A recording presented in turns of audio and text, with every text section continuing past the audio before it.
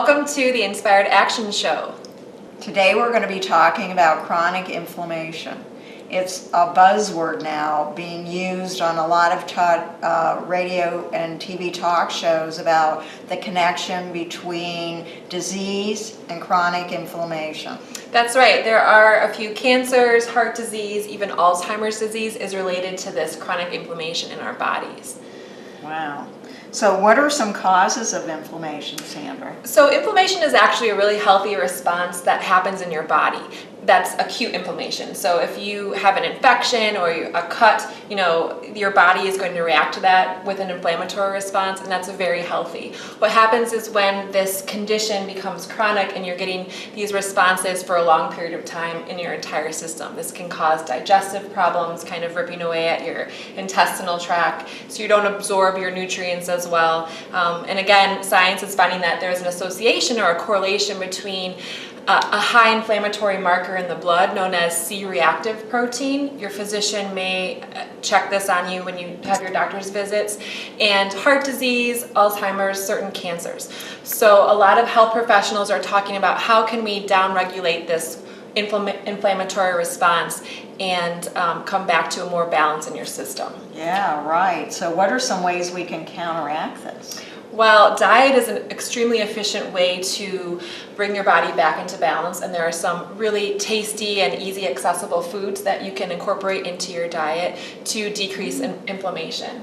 And what would some of those foods be? Wow, I'm so glad you asked. We're going to get right to that. So here on our left, we have fruits and vegetables. So everyone knows fruits and vegetables are extremely healthy for you, but they also contain phytochemicals or plant proteins that help to bring your body back into balance. Lots of chemical reactions that scientists are still discovering. So there's just a multitude of benefits from plants such as fruits and vegetables. So here we have berries have been shown to decrease the inflammatory response.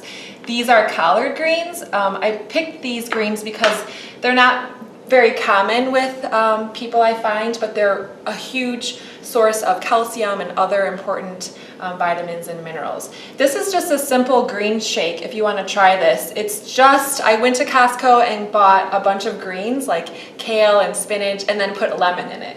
So it's really super easy to whip up in the blender, and it's just zesty. Yeah, it's nice to add in addition to your breakfast. It's a great thing to add in. Of course, avocados, wonderful healthy fat for you, lemons, oranges or clementines, and pears. Mm-hmm. Good. So for instance, someone that suffers from chronic inflammation of, say, the digestive tract, what would you recommend? What could help them? Sure. So inflammation of the digestive tract is really a big problem because the digestive tract is responsible for absorbing all of the important nutrients from the food that you eat, so you can utilize, right? Absolutely. So if you have a leaky gut, you may have heard that in the media, again, that can be caused from inflammation. That's, it's a really strong response, and it's meant to break down and kill cells and get rid of harmful bacteria, but when it's doing that to your good intestinal tract, that's not so good. So things that can calm down your gut are things like fermented sauerkraut. So you can buy fermented sauerkraut at the grocery store, and again, you want to get the refrigerated kind, not the kind that's in the jar on the shelf. That's kind of dead. So you want to get the live enzymes. Many of you may take probiotics, and this is really rich in probiotics. Yogurt is another good source of probiotics, but sometimes people have intolerances to gluten, which is a protein in wheat, rye, and barley, or an intolerance to dairy. And so things like yogurt, which are really healthy and have good probiotics, they can leak through the gut and cause more inflammation. So you want to steer away from those types of foods if you are sensitive to them. So this is fermented sauerkraut. I'm going to have you try some. It's an acquired taste. I actually made this myself at home. It's super easy to do. Make it with just pennies because you just buy the cabbage. Mm-hmm. It does kind of have a strong odor, and you may be selling that right now. Well, I love sauerkraut, so it should be good. It tastes different than sauerkraut because sauerkraut has a lot of salt in it. This is just plain. You can add your own spices, but I just made it very quickly and without any added supplements or spices. So let's try a taste.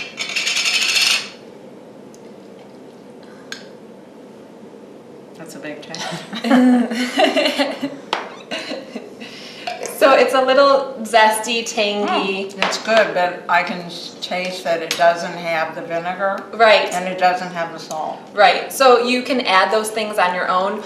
This is so easy to make. I take a head of cabbage, cut it up, put it in my Vitamix or a blender, fill it with water so that it's loose and can spin around easily. I put it on the highest setting, zip it for like 2 seconds, it grinds up, and then I pour it into a colander, and then I pack it into a jar, and then I'll fold up some extra leaves I had on hand and put those at the top, and then screw on the cover so that there's no air in the jar, and then I let that sit in the oven without the oven being on, but it tends to be a warmer area in the kitchen, especially if I use the stovetop. And then it will ferment by itself for like 2 to 3 days, depending on the temperature, longer in the winter and shorter in the summer. But it's a great supplement to add to repair the gut. Another great supplement to add to repair the gut is bone broth. And you may have had this yourselves, your grandparents may have made this. Another really super simple soup to make, you just buy from your local butcher some joints. So you can use, like from a cow, the hip joint or the knee or feet are really rich in collagen. That's what we're going for, as well as chicken feet. And you put these bones into, you can do it over the stovetop, but it's going to take like 8 to 10 hours. So I recommend a crock pot. And then you cover the vegetables, so you can do your carrots, your celery, your onions, whatever spices, rosemary. Make sure you put a little vinegar in, a couple tablespoons, to break up that collagen, and cover it with water just to cover, because you do want it to get gelatinous. That's how you know you have enough collagen in there. And then let it sit for 8 to 10 hours on low. But if you don't want to go through all that process, we do have, so Cheryl found this. Or you can go to your local Jewel and buy bone broth, which is rendered from organic chicken. Good. And it's flavored with, they had 2 different flavors. Cranberry and sage is this one, and I believe there was a garlic infused one, 2 different choices of seasonings to pick from. And I happen to know because that this is very good for joint pain, and I'm wondering if someone suffers from problems with their knees or wrists or, you know, hand joints, finger joints. A lot of us here at the Garlands do. I believe the properties in this can be very helpful. That's right. That's a great question and great supplement that you can add to your diet and purchase locally. So in bone broth, as we talked about before, there is collagen, and collagen helps to cushion the knee joint. And there have been research studies showing that when you supplement with collagen, you do decrease pain, specifically in the knees, was the research studies that I uncovered. And you hear about this, especially in Asian cultures. If someone like twists their knee, they'll eat a bowl of it sounds kind of gross, but pig's feet, and then the next day they don't have as much pain. They feel amazing because the body absorbed those nutrients that they ate in the pig's foot with the collagen and was able to theoretically apply it in those areas that needed healing. So is it able to, I mean, is it possible to reverse some of these conditions by ingesting these foods on a regular basis? So the research has not been shown to reverse so far. I believe anything is possible, but it has been shown to decrease pain. And I know personal anecdotes of people, especially athletes, who indulge in these types of supplements and foods and decrease pain in their joints. So it's definitely worth a try to see if that is something that was beneficial for you. Some other products before we move on, there's bone broth protein, and this is a protein powder. So protein is really important. Protein makes collagen, so if you're not eating collagen, you can build it up and make it by eating enough protein. And so you can make a protein drink in the morning. This is just coconut milk and a scoop of this protein powder, and you can try it. It's been sitting for a while, so it might not taste the greatest right now, but first thing in the morning, it's delicious. I actually had one of these for breakfast this morning. Not bad, right? No, it's sweetened with stevia and monk fruit, so it's pretty sweet. And then this is collagen hydrolysate, and it has, I think, 6 grams of protein per 2 tablespoons, or maybe it's 8. I need to look at the package. But this is another way to, it's flavorless. You can add it to your protein shake of fruit and milk to get collagen in a natural source. And where would you purchase that? I got this on the internet on Amazon Prime, and it's very inexpensive, and it's a great source of protein powder that doesn't have a lot of fillers and additives. So really clean eating. And then finally we have some sources of omega-3 fatty acids, which have been shown to decrease inflammation. So you may be taking fish oil, and you want to talk with your doctor about that, because fish oil does thin the blood. So if you're on blood thinners, just be careful. But sardines are a great source of omega-3s, deep cold water fatty fish, and then walnuts actually are. And I'm wondering, because I've read where the black walnut is the more important one to eat. More potent. For that effect that you're looking for. Oh, I did not know that. I know they're very hard to find. Andy, one of our employee members here, was looking for a black walnut tree, I remember a few summers ago, and I thought I had one on my property. I don't. It's just I have seen black walnuts in the grocery store. They're more expensive naturally than a regular walnut. Sure. I'll have to research that. That's interesting. Yeah. Nice. Moving on, so you may be wondering what this jar of concoction is, and this is actually turmeric paste. It's really easy to make. Turmeric and other spices are really high in antioxidants, which again help to decrease inflammation.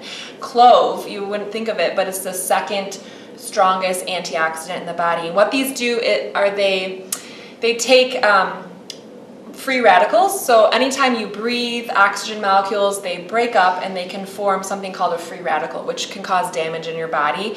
And antioxidants will grab that oxygen or that molecule that has running all over the place as a free radical and add another electron to it so it's not causing damage. So turmeric is like number one, and then cloves are number two in terms of antioxidant properties. And you would use those as seasonings? You can use them as seasonings. I personally make this paste, so I take like a half a cup of turmeric and a cup of water. I stir it over low heat for 7 minutes, and then I add in some coconut oil, and I store this in the fridge for a couple weeks, and I'll just take out a teaspoon at a time, and I'll put it into a little mug. I'll add some boiling water and some coconut milk and some cardamom and cloves and cinnamon, and if you want honey to sweeten it, you can do that. And it's really warm and delicious. My friends call it a turmeric latte. So, yeah. Interesting.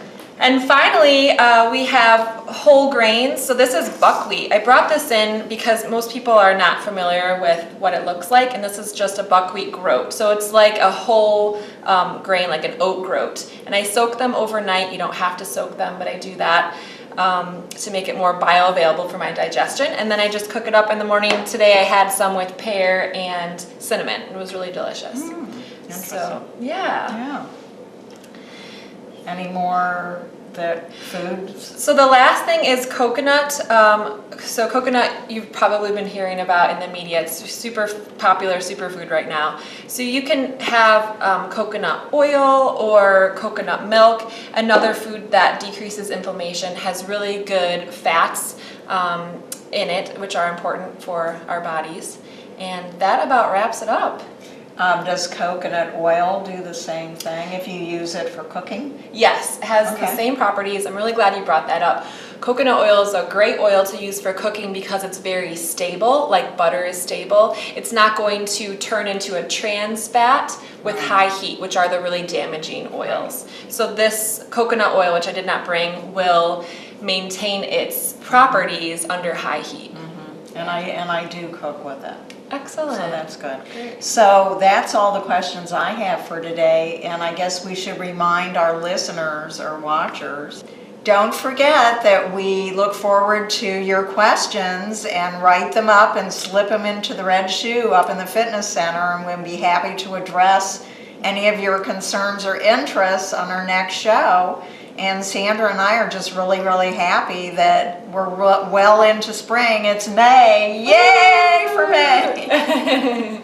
Thank you so much for watching, and we'll see you next time. Okay, this is fun, you guys. Bye.